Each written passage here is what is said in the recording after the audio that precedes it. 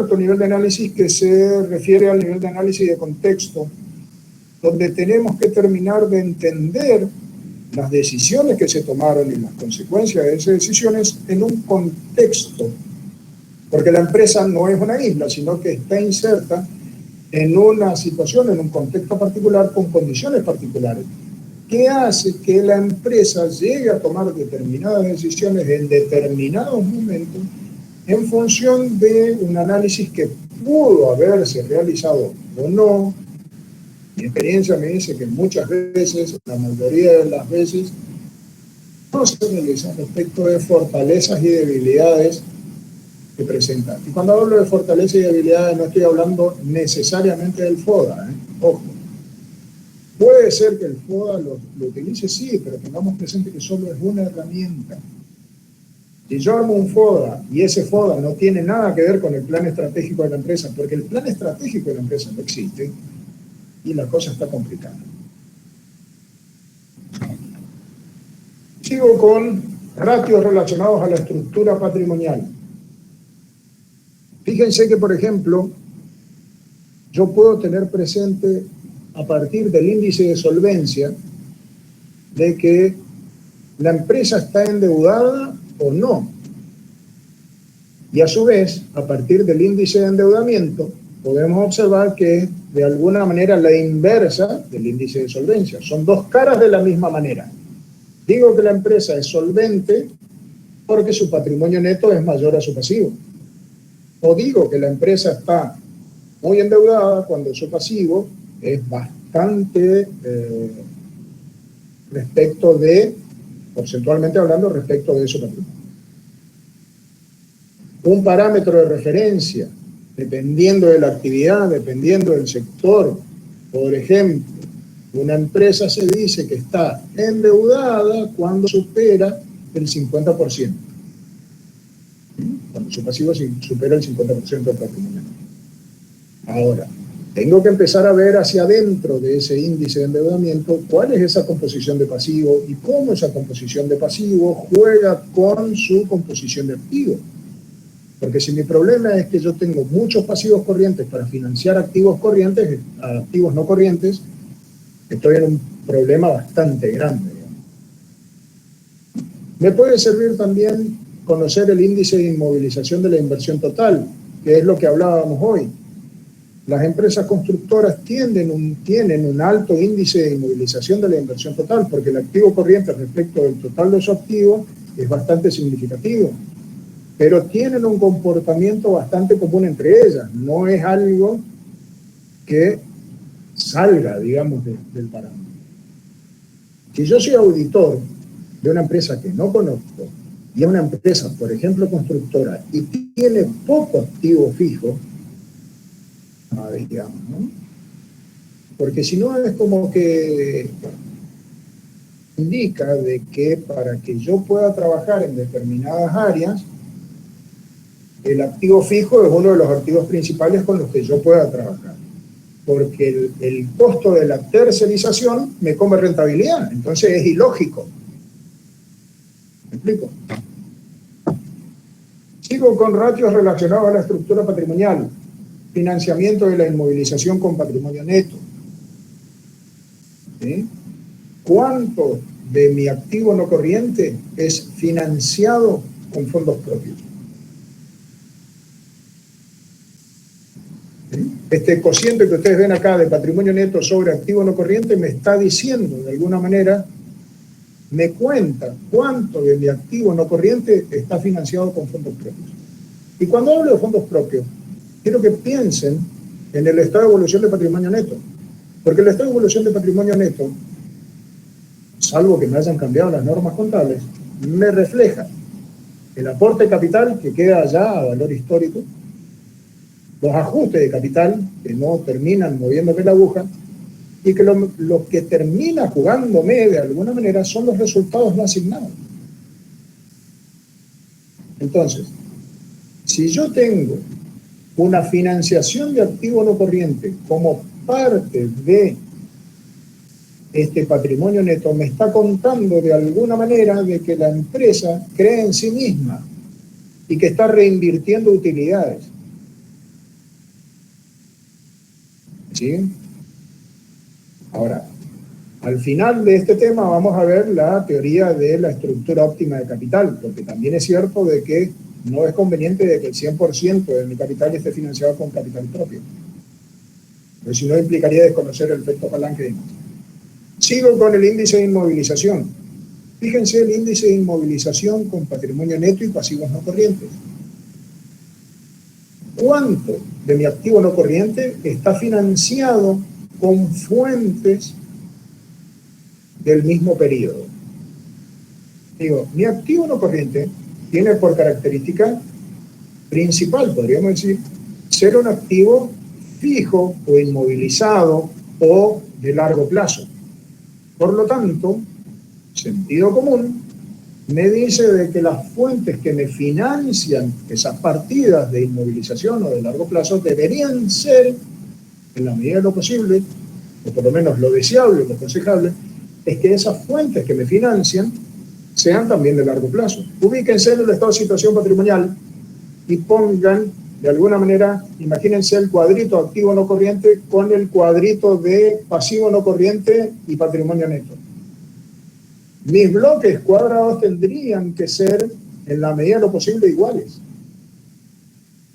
En el momento en el que mi pasivo corriente empieza a comer parte del territorio del pasivo no corriente, o dicho de otra manera, cuando parte de mi activo no corriente empieza a ser financiado por el pasivo corriente, empiezo a tener un desequilibrio en la estructura patrimonial que me genera problemas de liquidez y problemas económicos. ¿Hasta acá cómo vamos, chicos? Bien, profe. Buenísimo. Continúo entonces. Composición del endeudamiento. Yo lo que voy a ver es cómo dentro del pasivo cada una de las partidas de ese pasivo participan. Entonces, veré que las deudas bancarias constituyen un porcentaje elevado o no elevado, razonable, no razonable, con el giro del negocio. Veo que las deudas sociales constituyen uno de los principales problemas y ahí me encuentro con un problemita, porque si las deudas sociales responden a un problema que yo no le estoy pagando a los organismos de fiscalización, puede ser que me encuentre con una situación de vulnerabilidad financiera porque me embargan la cuenta y se me empieza a venir un hermoso lío encima, digamos. Porque me rebotan los cheques, y no solo me rebotan los cheques, sino que empiezo a tener problemas que después afectan a mi giro de negocio, porque ya ningún proveedor me va a fiar más, y en consecuencia no voy a poder comprar a crédito, y al no poder comprar a crédito resulta de que tampoco voy a poder vender a crédito, y como consecuencia de esta situación financiera después empiezo a tener problema económico y problema patrimonial. Típica situación, chicos, y sugerencia para cuando armen sus estados contables. La partida doble tiene cosas muy lindas y también la posibilidad de algunos artilugios contables, por llamarlo de una manera. Dentro de esos artilugios contables me refiero a la posibilidad de reflejar como deudas de cuentas particulares de los socios aquellos retiros de fondos que fueron haciendo. La realidad es que esas cuentas terminan siendo incobrables, y por más que contablemente estén reflejadas, constituyen una cuenta de pasivo, podríamos decir. Lo mismo para cuando estamos del otro lado, ¿eh? Lo mismo para cuando estamos del otro lado. En realidad me reflejan una situación casi diríamos ficticia. Perdón.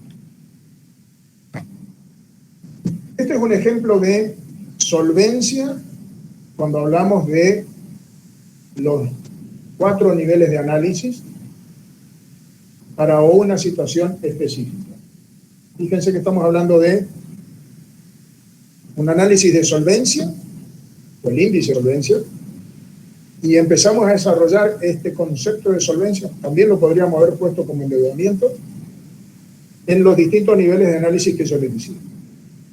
Haciendo el primer análisis de las relaciones estructurales, vamos a ver de que la solvencia la vamos a considerar a partir del ratio que establece al patrimonio neto respecto del pasivo, para saber qué tan solvente es una empresa respecto de la posibilidad de hacer frente al total de su pasivo con lo que son sus fondos propios. Continuando con el análisis, y yendo ya a nivel de índice de tendencia, lo que vamos a hacer es descomponer cada uno de estos miembros del cociente. Es decir, vamos a ver la evolución del patrimonio neto a partir de los últimos 3 ejercicios, así como también la evolución del pasivo en los últimos 3 ejercicios, y podremos ver de que la empresa está adquiriendo cada vez más pasivos y en consecuencia el patrimonio neto empieza a caer, o al revés.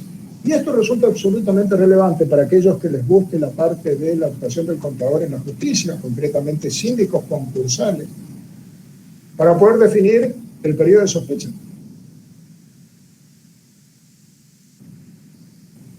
¿Sí?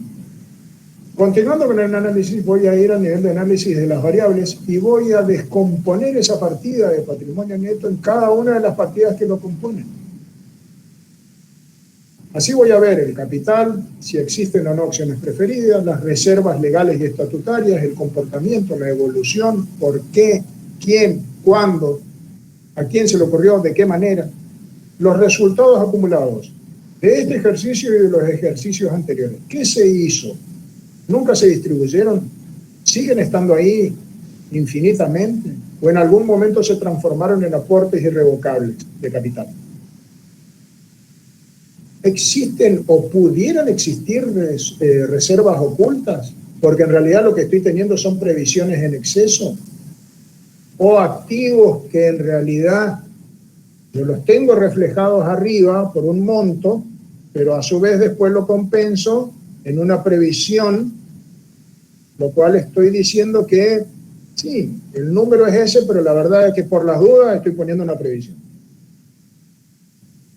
Del lado de los pasivos, la primera distribución clásica es la diferenciación entre corrientes y no corrientes. Pero después lo que voy a mirar es, dentro de cada una de estas dos composiciones, en particular documentos a pagar, cuentas a pagar, gastos que son devengados, porque me interesa fundamentalmente cuáles de esos documentos a pagar están con instrumentos de carácter ejecutivo, son acreedores quirografarios, no lo son, de qué manera, ¿existen en realidad estos acreedores o no? Hace un tiempo atrás, concretamente, pongamos 10 años, creo que no, pero pongamos 10 años, cuando uno armaba la declaración fuera de ganancias, te admitía la posibilidad de poner pasivos sin discriminación. Hoy por hoy el aplicativo te implica o te obliga de alguna manera a poner el número de CUI de tu acreedor, el monto, la fecha, la factura, el remito. Es decir, la información está tan automatizada, y creo que esto va a seguir siendo de esa manera, en la que si vos no empezás a tener presente el circuito completo e integral de la información contable, se te va a complicar cada vez más. Desde el lado de los pasivos no corrientes, ver si estamos con hipotecas, con obligaciones negociables, qué tipo de documento tenemos de sustento de esos pasivos no corrientes y quiénes son los acreedores. Cuando yo tengo este análisis interno de la empresa y conozco en profundidad cada una de las variables que componen las partidas que estoy relacionando en el primer nivel de análisis, recién ahí voy a ir a mirar el contexto, que lo voy a ver en el nivel de análisis económico, donde voy a ver el mercado de capitales, el costo de financiamiento, las condiciones de acceso al crédito, ¿sí? Porque puede ocurrir, fíjense, hoy la verdad que no tengo presente la tasa del descubierto, pero hasta no hace mucho tiempo, creo que a fines del año pasado, sin ir más lejos, a principio inclusive de esto, la tasa de descubierto llegaba a estar arriba del 100%, cuando estabas por encima de tu límite. No existe actividad que te permita sostener. Hoy por hoy, bueno, estaba mirando el costo financiero total de financiar un celular en 12 cuotas supera el 100%. Entonces, ¿qué costo de financiamiento está dispuesta a soportar la organización? ¿Hasta dónde le conviene soportar? Es por eso que hoy por hoy ningún proyecto resulta rentable en términos de viabilidad, porque el costo del capital ajeno y en consecuencia el costo del capital propio, ese, imagínense, tengo que exigirle una tasa de rendimiento a mi proyecto que es inviable cualquier cosa. Siguiendo con ese cuadrito que tenía 4 vértices de análisis de la situación económica y financiera, nos estamos desplazando de alguna manera hacia lo que es el análisis de liquidez. En esto, chicos, me vale una aclaración. Me estoy apartando un poco de lo que dice el programa y la nota de cátedra en sí, porque me interesa que comprendamos el esquema de razonamiento para hacer un análisis de estado contable. Bloque. Si yo voy por lo que está puesto en el programa, tendríamos que estar hablando de la situación financiera. Análisis de la situación financiera a partir de este punto. Luego de la situación económica y terminamos con la situación patrimonial. Considero plantearlo de esta manera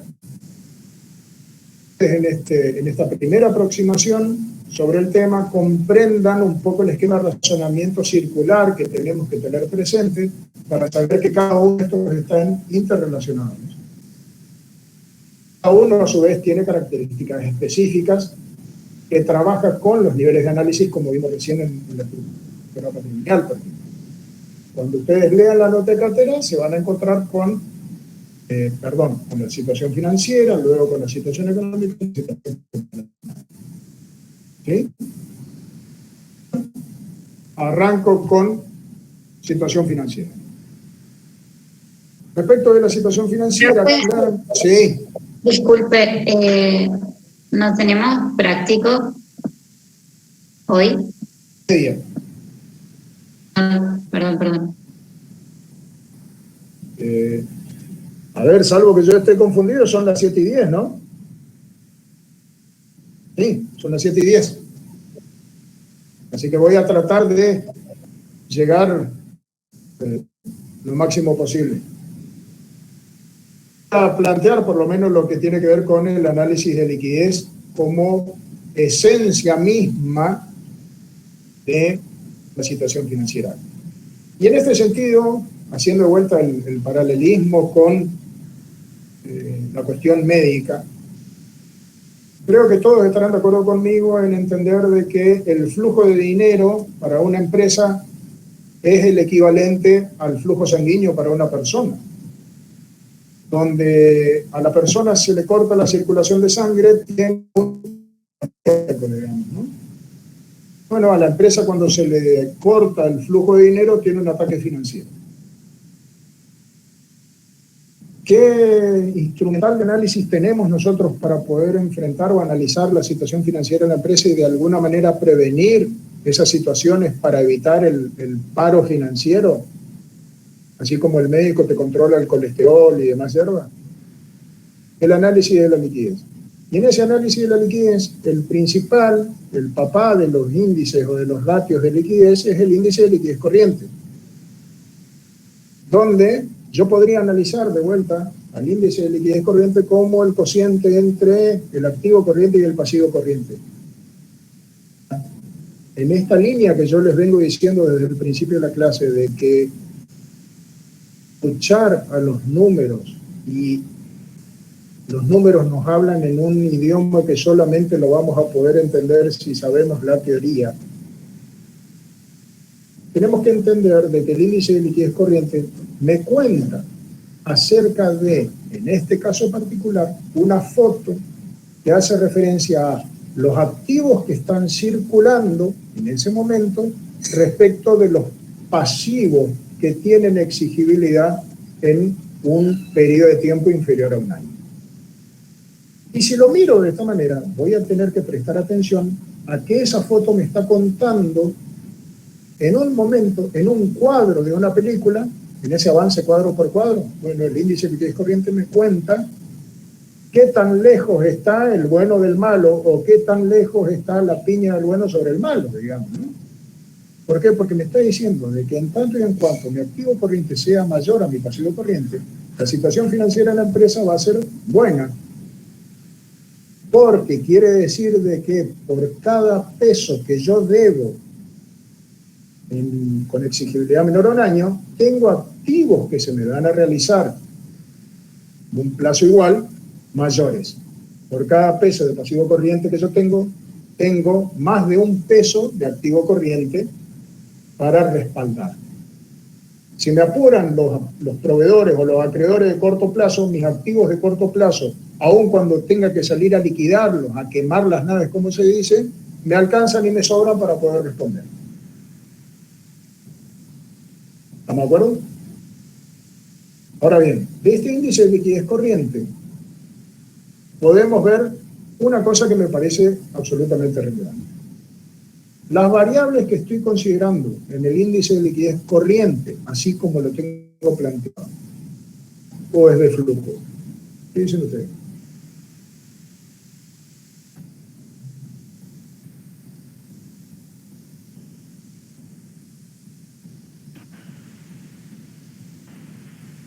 ¿Está bien? De stock. Absolutamente. Es una variable de stock, porque mi activo corriente es el total de activo corriente a la fecha de cierre del ejercicio o a la fecha en la que está expresado ese balance. Supongamos que es un balance proyectado o un balance de corte. Lo mismo el pasivo corriente. Ahora bien, para una empresa comercial, a mí me puede llegar a interesar particularmente comercial y de otros rubros, ¿no? Pero hay algunas variaciones en eso. Me puede llegar a interesar particularmente analizar cuánto me queda de activo corriente o de fácil realización, podríamos decir, sacando al inventario del medio o sacando a otros activos que no tienen que ver con el giro habitual del negocio. Supongamos algún tipo de inversión transitoria que tengo un plazo fijo a 180 días. Supongamos.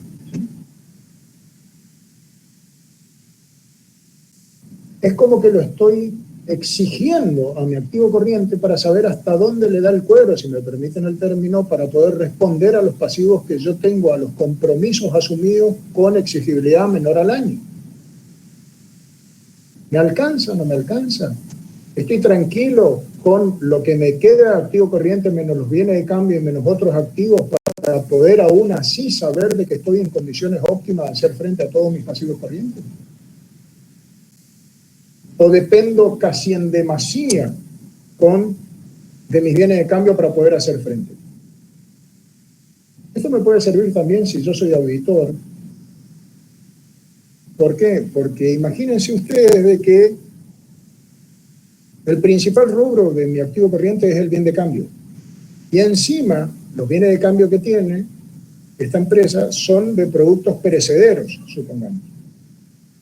O que no son, o que son fungibles. Y en consecuencia no tengo una identificación precisa o individualizada de estos bienes. Y en consecuencia, cuando veo de que ante esta situación crítica me doy cuenta de que los procedimientos de seguridad respecto del resguardo de estos bienes no son los más adecuados.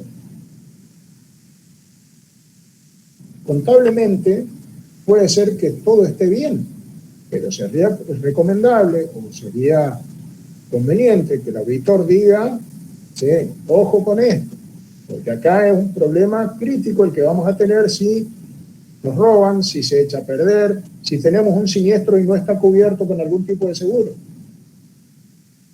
Porque lo que nos pase, si tenemos que enfrentar un siniestro sobre nuestros bienes de cambio, lo que nos quede de activo no nos va a alcanzar para cumplir con nuestros proveedores. Y lo más probable es que alguien termine pidiéndonos la quiebra. ¿Me siguen? Insisto con esto, chicos. Hay dos formas de ver los instrumentos de análisis de estados contables. Verlos como simplemente ratios, simplemente un instrumento y aprender de memoria quién está sobre quién, o tratar de hacer hablar a estos datos, como yo les estoy diciendo, entender por qué estamos haciéndolo, para qué nos sirve, qué me quiere contar, qué me quiere decir este ratio. Por eso, cuando hablamos de liquidez en particular, tenemos que tener presente que la liquidez responde de alguna manera a la necesidad de analizar la capacidad de pago que tiene la organización, la empresa, respecto de los pasivos corrientes.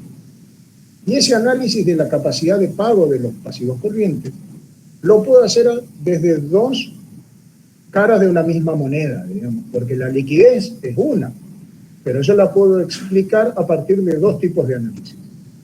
Un análisis que se denomina estático, que es el que está a la izquierda de la pantalla, que hace referencia a magnitudes, o un análisis dinámico, que es el que está a la derecha, que hace referencia a tiempos.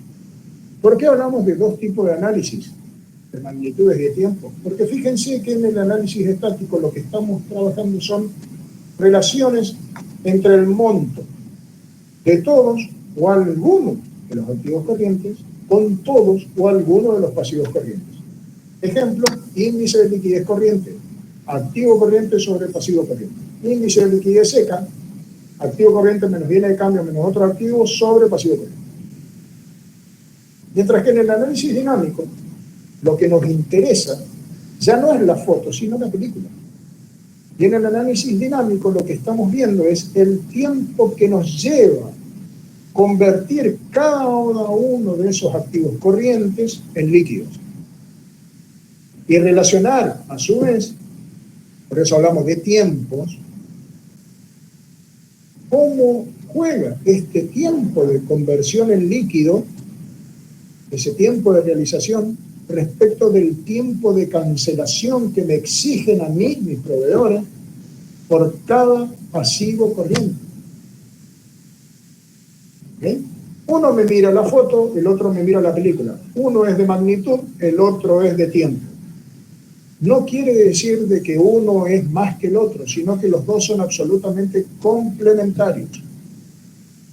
Porque yo no puedo hacer el análisis dinámico sin tener presente el análisis estático. Por eso hablamos de relación entre plazos de conversión en activo corriente y plazos de exigibilidad de pasivo corriente. Si yo no sé el monto del activo corriente o el monto del pasivo corriente y lo relaciono con los plazos, me va a faltar una parte o un protagonista en la serie, digamos. Vamos con ratios relacionados, son 19 y 21. Voy con este y cerramos. Los ratios relacionados con el análisis de liquidez básicamente tienen que ver con índices de rotación. Ejemplo, lo que vamos a tener acá es el índice de rotación de cuentas a cobrar expresada en veces por ejercicio, es decir, cuántas veces en función de las ventas, mis cuentas a cobrar entran y salen en el ejercicio. ¿Cuántas ventas vendí? ¿Cuántas veces vendí a crédito y cobré? Y volví a vender a crédito y cobré. Y volver a vender a crédito y cobré. Eso solamente lo voy a ver a partir de la relación entre el total de las ventas ajustadas y el saldo promedio de cuentas por cobrar. Cuentas por o créditos por venta al inicio más créditos por venta al cierre dividido 2 como para tener el promedio. Esto está bastante detallado en el libro que está ahí en la bibliografía de Pérez, que hace referencia a la progresión geométrica de las ventas y cómo se netean unas con otras. Aquellos que les interese profundizar, en la bibliografía que está dentro del programa pueden verlo. ¿Por qué hablamos de ventas ajustadas? Porque las ventas ajustadas en realidad juegan de alguna manera con, no solo con el IVA, sino también con los componentes financieros que están implícitos dentro de esos componentes, de esas cuentas o créditos por venta. ¿Por qué el IVA juega? Y porque tiene una posición financiera. Recuerden que estamos mirando liquidez. Y el IVA va a surgir de la posición neta entre saldo a favor o no, digamos. Saldo a favor o saldo a pagar. ¿Sí? Si yo tengo un saldo a pagar, tiene un impacto financiero. Si tengo un saldo a favor, también tiene un. Ahora bien, supónganse que ustedes son inspectores. Si yo tengo en cuenta esto, puedo ver de que en realidad puedo intuir de que estoy teniendo unas ventas no declaradas. ¿Por qué? Porque siempre tengo IVA con saldo a favor. ¿Y qué tenés? Cuentas por cobrar. Ya le vendiste a todo el mundo a crédito y no cobraste nunca. ¿Y cómo hace para sostener tu estructura? Otro ejemplo de situación o de utilización concreta de estas herramientas.